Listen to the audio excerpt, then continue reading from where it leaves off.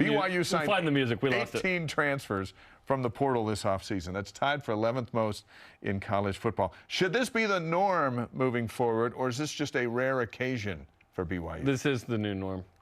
Men's basketball, obviously, it's been prominent the last couple of years, but BYU's in a win-now situation more than it ever has been. Obviously because coaches like their jobs, but also because kids are just not as ready as someone you can bring in from the portal. It's just a fact of life. I've argued I'm concerned on the men's basketball side about, like, hey, is the typical kind of return missionary for BYU not going to be as influential as it was in the past? That's BYU's recruiting advantage. In football, you have 85 scholarships. Like, it's a little different. You have a little more wiggle room in that regard. The fact that BYU is bringing in 18, which is basically as many as it has had the last 4 years, is notable. BYU's in a Power 5 conference, big boy football, need to win now. But obviously this year was unique in that you lost quarterback, running back, left tackle, and number one wide receiver. You are bringing in certain guys in those positions. Kingsley Suamataia goes from right tackle to left tackle. But, like, BYU needed Keaton Slovis and Aiden Robbins and so on and so forth, Eddie Heckard and so on and so forth. So I think it's the new norm. I think we're looking at this kind of number every year now. I was on the phone last night with Pepperdine's baseball coach, Rick Hertensteiner, and asked him about the portal for baseball, because it's very active in football and they're basketball. more JC heavy than and they're in town tonight. Football. We're getting ready for the broadcast, and I asked him about it, and he said, you know, here's what I see with P5s. Why would P5s continue to recruit high school kids when they can just wait and go get kids that are already tested and proven in the system? He goes, that's where I see this going. The non-P5s are going to hit the high schools hard because they can get those guys. But the bigger schools just wait and go, you know what?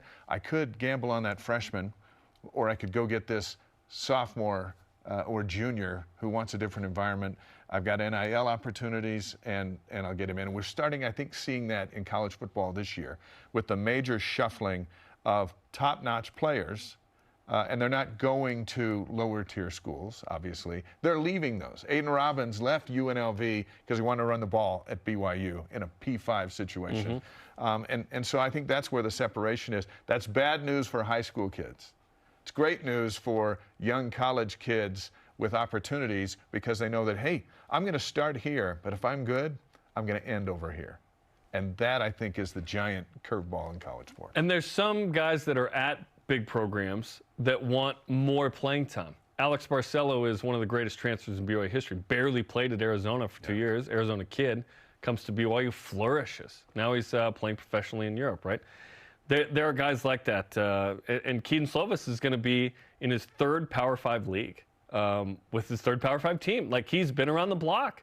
And so you have different guys with different sort of motivations. Eddie Heckard, 4 successful years at Weber State. He needs more film to be able to have an NFL opportunity. He's going to get that because a lot of teams are going to pass against BYU, obviously, in the Big 12. So, yes, I do feel bad for that traditional high school player who will not be as valued as he used to be. Unless he's a superstar. Right. Most Colin Chandler, no problem. But sort of the rest of the field, it's going to take a sec because there are more capable sort of Band-Aids.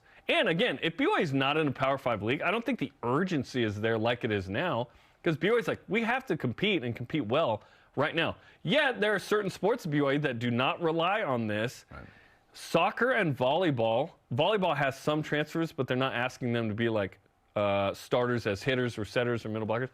Soccer is completely non-transfer portal dependent right now. They can recruit Utah, California, Nevada, Idaho, and so on, and they are just fine. It's unique. But football, men's basketball, you got to play this game. Yeah, and baseball's getting into it too.